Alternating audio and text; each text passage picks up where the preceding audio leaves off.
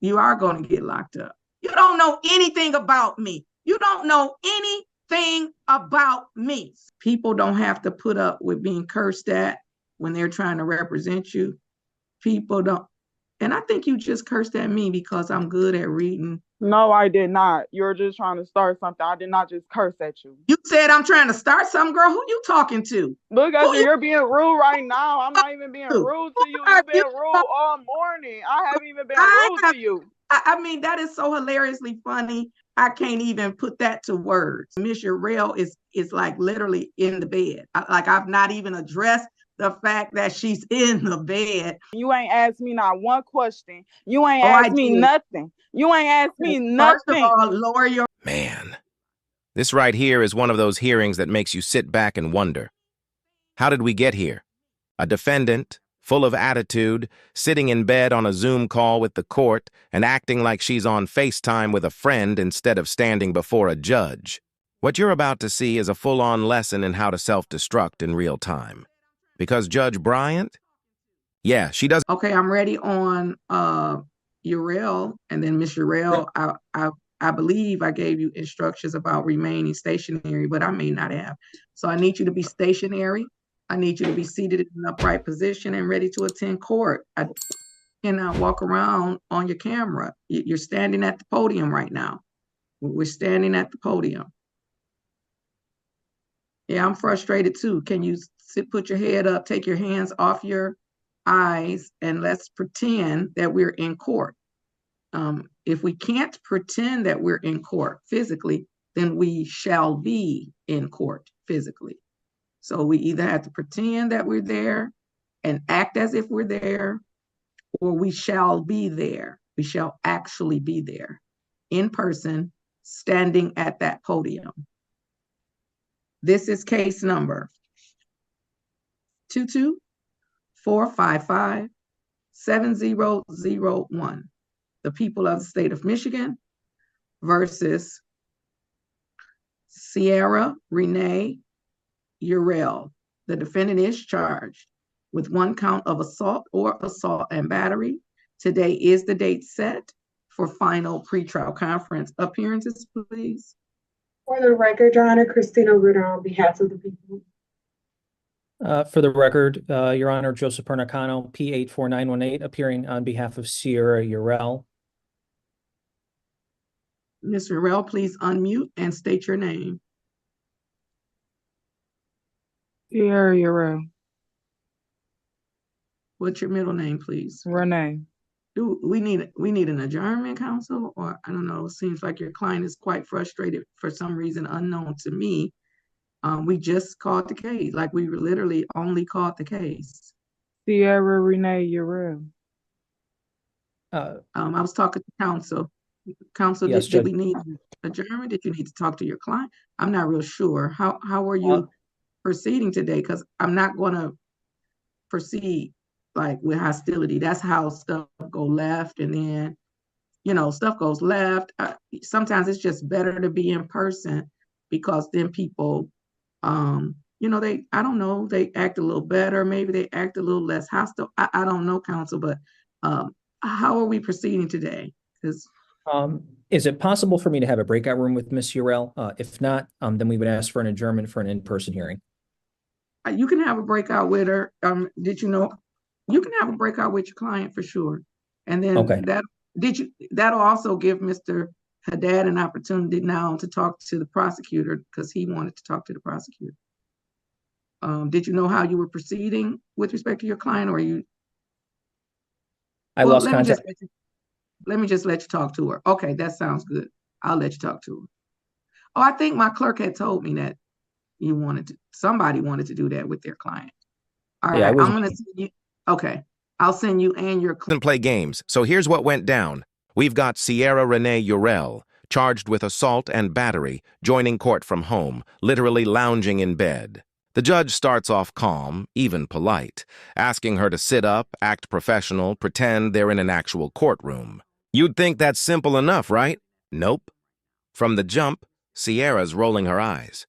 mumbling under her breath, and throwing attitude like she's auditioning for Real Housewives of Courtroom Zoom. I'm ready on Uriel. This is case number 224557001, the people of the state of Michigan versus Sierra Renee Uriel. Oh, this is a recall because I called it before. Okay. Counsel, you've had an opportunity to speak with your client. How do you wish to proceed? Yes, Judge. At this time, would you entertain a motion to withdraw? I guess so. Judge, there has been a Go ahead. May I proceed? Thank you. There has been a breakdown in the attorney-client relationship. We have fundamental differences regarding our understanding of the facts in this case, as well as the application of the law to the facts. Based on that, I would motion to withdraw at this time, again, as there has been a breakdown in the attorney-client relationship. And Ms. Uriel, do you agree with that assessment by your counsel? I guess. Okay, I guess. And then counsel, you were retained, correct? No, Judge, I am appointed on this matter. Oh, okay. You're appointed. Yes, Judge. So does that mean that, oh, let me get Ms. Stevenson. Hold on. Give me 1 second. Ms. Ritter, can you join me and Ms. Stevenson in breakout room number 1? And then counsel, I may need you also, but give me a moment. Ms. Ritter, Yes, Judge.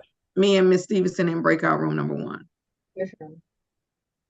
So I had an opportunity. I was trying to figure out, after you said you were appointed counsel, I was trying to figure out why you would have been appointed, because we have, defender's office. And so that's why I went in to speak with Ms. Stevenson. And then she brought it back to my remembrance. So I'm getting ready to say this to Ms. Uriel. You're going to find yourself in a situation where you're going to be representing yourself, because Mr. Pernicano is the second lawyer that I've had appointed to you. Miss Uriel, I need you to look at me, because you're looking up in the ceiling.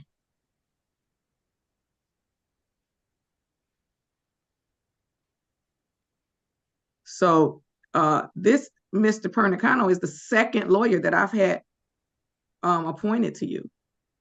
And the only way that we do apple picking when it comes to picking lawyers is when we hire our own lawyers. So when you hire your own lawyer, then you get to decide what lawyer you want. You get your lawyer of your choosing. And then I was reminded that your mouth was foul when it came to your lawyer. And people don't have to put up with people being disrespectful and rude and whatever. Again, you're looking up in the ceiling. And I'm trying to be patient this morning. People don't have to put up with being cursed at when they're trying to represent you. People don't. And I think you just cursed at me because I'm good at reading. No, I did not. You're just trying to start something. I did not just curse at you. You said I'm trying to start something, girl. Who you talking to? Look at you. You're being rude right now. I'm not even being rude to you. You've been rude all morning. I haven't even been rude to you. My level best.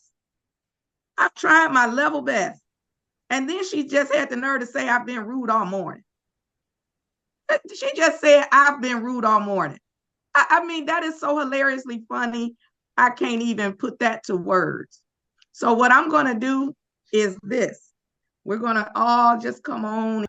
Then Judge Bryant reminds her, if she can't act like she's in court from home, she'll make it happen in person. That's when you know the judge has reached her limit. Meanwhile, her lawyer is trying to keep the peace, politely asking for a breakout room to calm things down. But deep down, you can already tell this isn't going to end quietly. Now, once they come back from that breakout session, things go exactly how you'd expect. The defense attorney, clearly exhausted, asks to withdraw from the case. And that's a huge red flag. You only see that when the lawyer and client are at total war with each other. He tells the judge there's been a don't even have to read lips. I won't have to. I mean, I've literally not.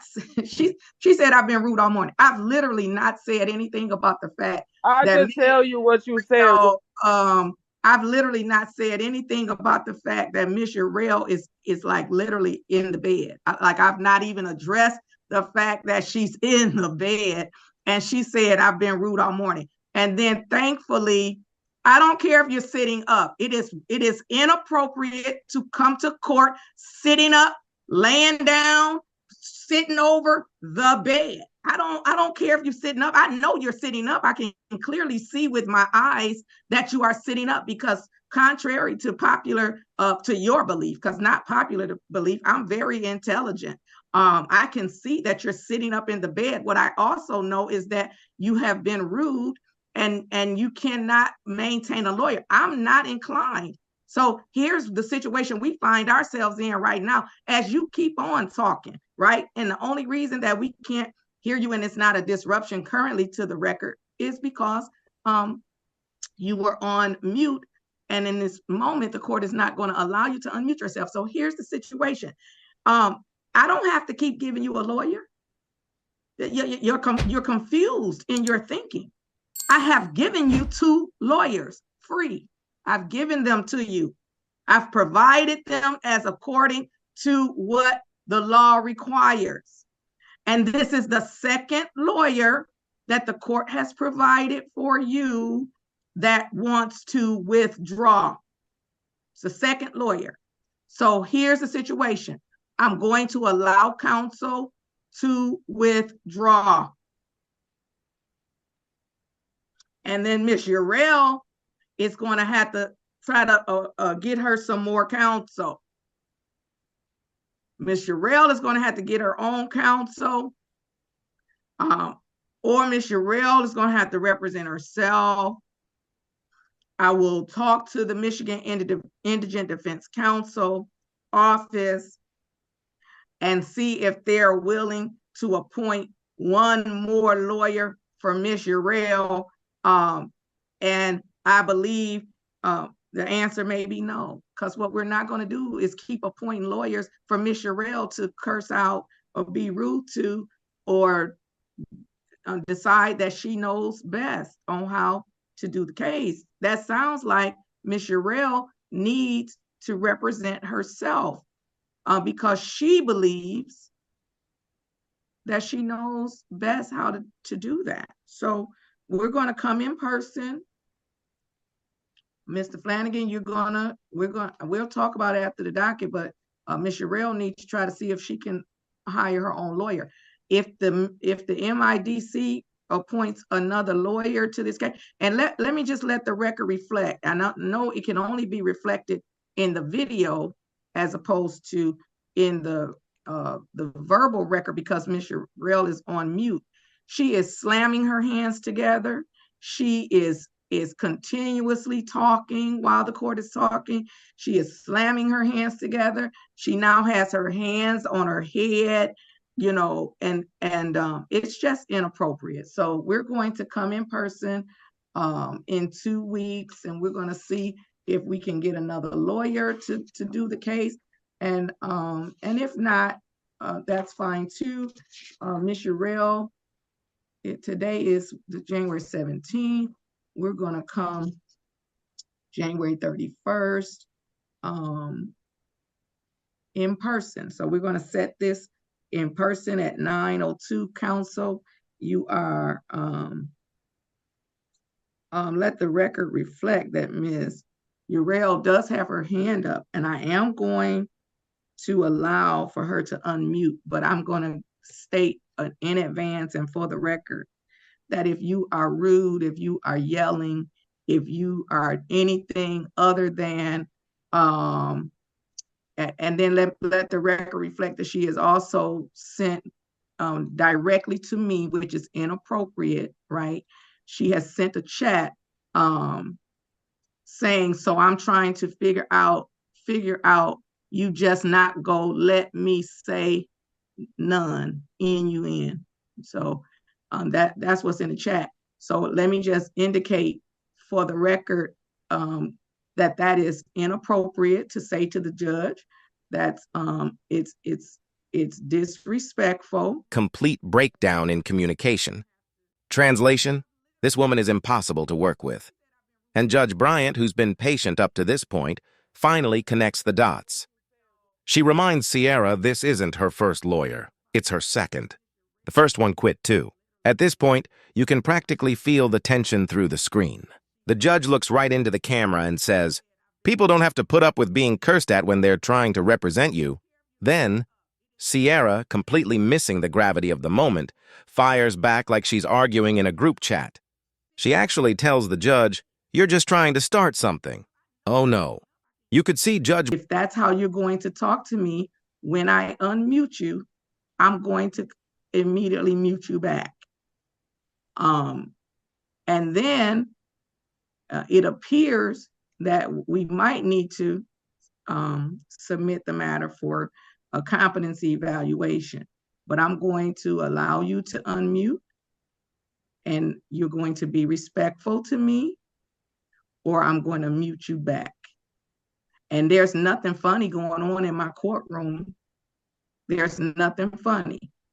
So again, if we're not going to be respectful, then we're going to go back on mute. Okay, so you can unmute yourself, Miss Urel. I could talk now.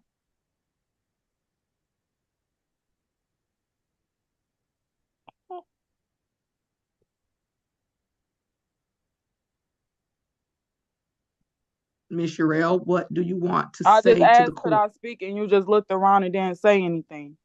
Miss Urel, what do you want to say to the court? This is my last time asking you.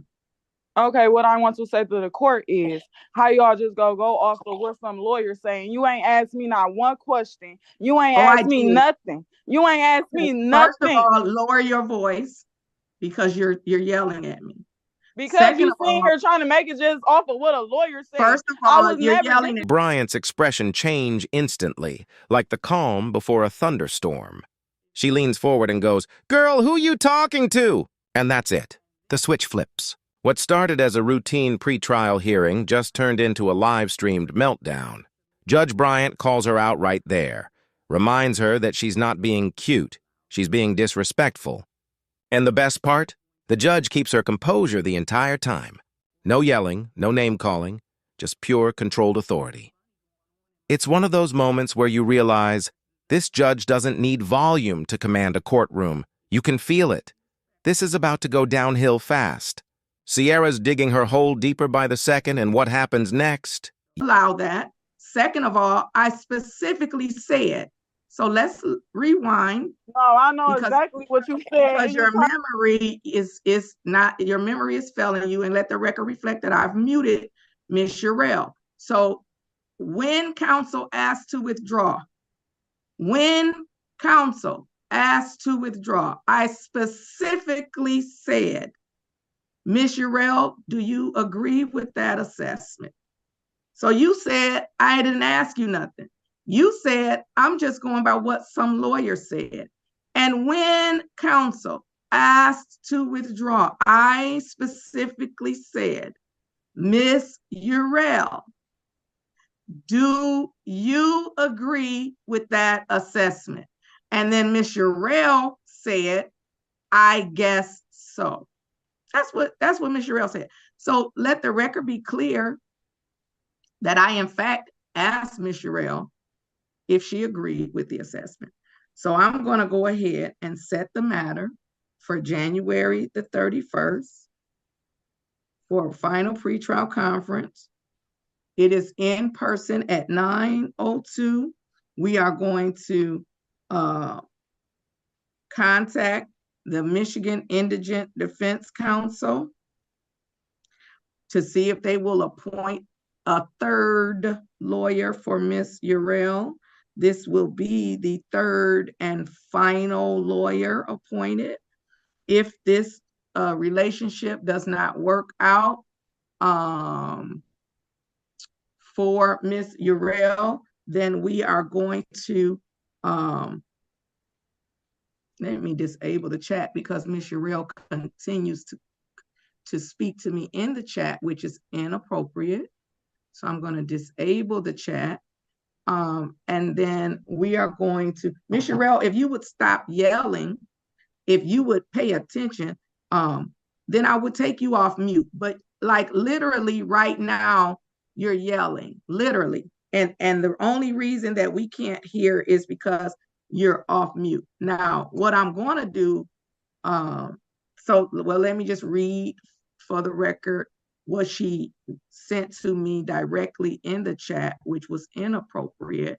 Can you let me know if you're going to let the record reflect that she's clearly, like, she's, even in this moment when I'm trying to read what she wrote in the chat, she's literally yelling. But the only reason we can't hear her is because she's on mute. So she chatted me, and Madam Prosecutor, and her chat says, can you let me know if you're going to lock me up? No, okay. No, KNOW. So I can get my babysitter in order. Now, what's interesting to me is that I've not said anything about locking anybody up. We're coming in like I'm literally trying to get Miss well, let me say this to you. So you can unmute, because what's going to happen is if you keep cursing at me, what's going to happen is you are going to get locked up. Now, it's that's not your goal anyways. That's your game plan anyways. You don't know what my game plan is. You don't know anything about me. You don't know anything about me. So we're going to come in person January 31st at 9:02. We're going to contact the Michigan Indigent Defense Council, and we're also going to order a competency evaluation. So this is third lawyer. January 31st at 9:02 in person. Mr. Pernicano, you are discharged from the case. Everyone have a great day. Stay safe, and we'll see people on the 31st. Thank you, Judge. Have a good day. Yeah, it's going to get even worse. So now we're at the breaking point. Judge Bryant's patience? Gone. The lawyer's done. And Sierra, still sitting there staring up at the ceiling like this is all just a big inconvenience, has no idea what's about to hit her. Judge Bryant calmly explains, "You've already had 2 lawyers appointed to you. The only time you get to pick your lawyer is when you hire one." But Sierra's not listening. She's sighing, looking everywhere except at the camera, acting like she's the one being wronged here. And the judge, still keeping her composure, says, "I'm trying to be patient this morning." You can hear the restraint in her voice.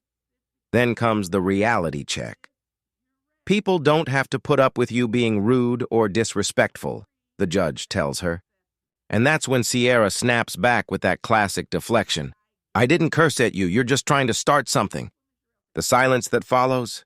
Chilling. You could feel the courtroom freeze. Judge Bryant, dead serious, looks straight into the camera and says, "Girl, who you talking to?" That line alone, pure gold. That's the exact moment Sierra realizes she's not talking to a substitute teacher. She's talking to a judge who's seen every type of disrespect imaginable and still doesn't blink. The judge keeps going, calmly but firmly. "I've given you 2 lawyers, both free, because that's what the law requires. But what we're not going to do is keep appointing lawyers for you to curse out." Boom. That's the gavel drop right there. At this point, Sierra's still on mute, flailing her arms, slamming her hands together, completely oblivious that her behavior's being recorded for the record. The judge literally describes it out loud for the transcript. She's clapping her hands, she's yelling, she's slamming her hands together, she's got her hands on her head. It's like a play-by-play of how not to act in front of a judge. And here's where the brilliance of Judge Bryant shines through. She doesn't lose control. She doesn't raise her voice. She just lays it out. You're going to end up representing yourself if this continues. And honestly, she's right. You can't fire or drive away every lawyer and expect the system to bend for you. Then, Sierra decides to type in the chat. Oh yeah, you heard that right. She chats the judge. She actually messages her saying, "So you're just not going to let me say nothing?" And later, "Can you let me know if you're going to lock me up so I can get my babysitter in order?" That's when Judge Bryant's patience officially runs out. She says, "I haven't said anything about locking you up, but if you keep cursing at me, that's exactly what's going to happen." And Sierra, instead of backing down, throws the line that seals it all. "You don't know anything about me." Oh, but Judge Bryant does. She knows entitlement. She knows manipulation. She's seen it all before. At this point, the judge just shuts it down. She orders an in-person hearing, a possible competency evaluation, and ends the session. Case adjourned. For now. And here's the kicker. When this woman finally showed up in person, the footage didn't make it online, but according to reports, it did not go well, because when you disrespect the court, you're not just fighting a judge, you're fighting the entire justice system. And that's a battle you'll never win. Honestly, this whole situation says a lot about how people treat authority today. Nobody wants to hear no. Nobody wants accountability. And then when they get called out, they cry unfair. But in this courtroom, the judge wasn't being unfair. She was being real. Let me know what you guys think. Was Judge Bryant too harsh, or did Sierra get exactly what she deserved? Personally, I think the judge went easy on her. Some people need to hit a wall before they realize it's not all about them. Hit that like button if you agree. And don't forget to subscribe for more real courtroom chaos just like this one. Because trust me, we've got plenty more unbelievable moments coming your way.